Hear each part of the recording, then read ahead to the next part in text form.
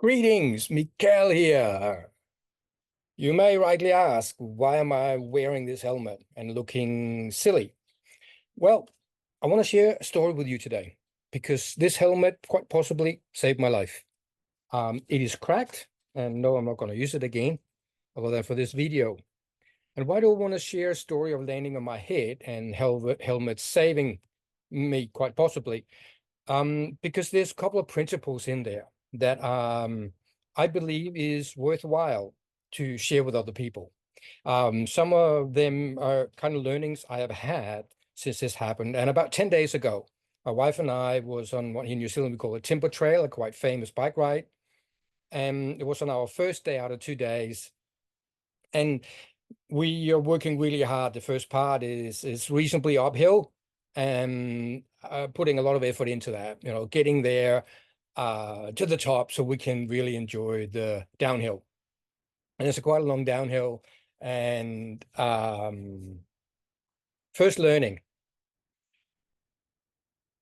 if we put a massive amount of effort into a startup, whether it's a business or almost anything else, and in this case, this bike ride, we run the risk of not having the energy to finish. And I see that, in big people putting everything in the business to start with, and then to get over the finishing line, they're just used up their resources, both their own energy resources, their health, maybe the family, maybe the money. So I'm in favor of give it everything we have, but don't overdo it. I did. So when I got to the downhill, I did not have the mental acuity and the physical strength to really do the kind of downhill that I would like to do, which is go fast.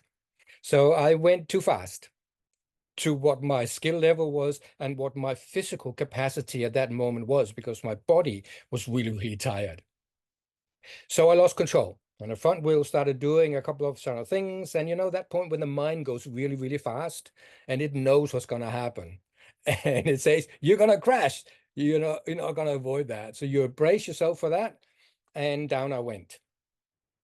So in that, I can't remember the crash. And the next half hour or so, I can't remember either. So a minor concussion. I landed obviously on my back because my helmet is cracked on the back. And got some serious scrapes and another injury that was not apparent at the time, but really became apparent a little bit later. So a long story short, we were in a place where they couldn't get a car in to come and pick me up, but they got a car to about 1.5 km from where we were. And when I heard that, I just got up and started walking. It was like the adrenaline is kicking. I'm gonna get to that car. It turned out that there was a helicopter on standby to get me out if need be, but I didn't know that at that moment in time. So I just walked to that car, and again, a long story short, ended up in the hospital, got thoroughly checked through, and luckily there was nothing broken in the back. Because at this point, the real issue showed up. There was some very strong spasmic pains that just came completely unexpected, quite regularly. It was really, really painful. So the two more learnings I would like to share in this. The second one is taking risks. So do I regret going too fast? Well, kind of. Do I regret crashing? No. Will I go and do it again? No, I'm not intending to go and crash again. But will I go and do mountain biking again? Yes, I will. And is there a risk I'm going to crash again? Of course there is. So the moral of the story maybe is we have got to take risks if we want to really find our edge and push ourselves to be the best we can. Did I enjoy that day of biking? Did I enjoy the downhill before I crashed? Absolutely. So again, the learning and the invitation here is that we have got to take risks. Otherwise, life just gets, for me at least, way too boring. So one key learning in that. The last learning is kind of really different. And it comes out of that right at this moment. I am in the process of writing a book on time and time management. And I really had, in this case, that experience of time. Like, what is time? Because that half hour, I was conscious. I wasn't in a coma.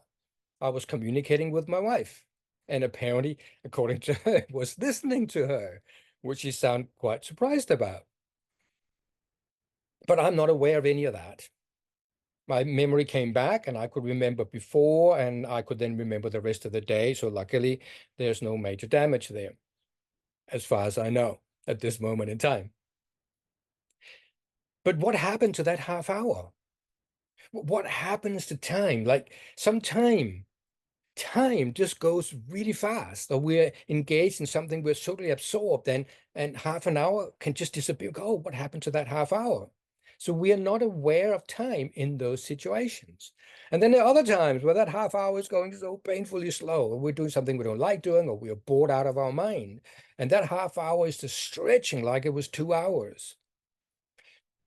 Whereas time itself is pretty steady. The earth is spinning at a pretty steady speed. Like 24 hours is pretty much 24 hours every day. So what is this thing about perception of time, and how can we use that? And why am I writing a book on time management? There is thousands and thousands and thousands of books already out there on time management. We don't need another one. So I'm not writing another one that is like the other books that are out there. There's going to be a couple of principles in here that are completely different to other time management books. And one of them is that exploration of time, and that we are perceiving time completely different to the way time itself is. And then how can we use that positively and consciously in our everyday life when we are planning or time managing our days and the things we're going to get through in that. So I wanted just to share those insights that come from that. And it was, I guess, 10 days ago, and I'm still in pain and all that sort of stuff, but I'm healing up really, really well.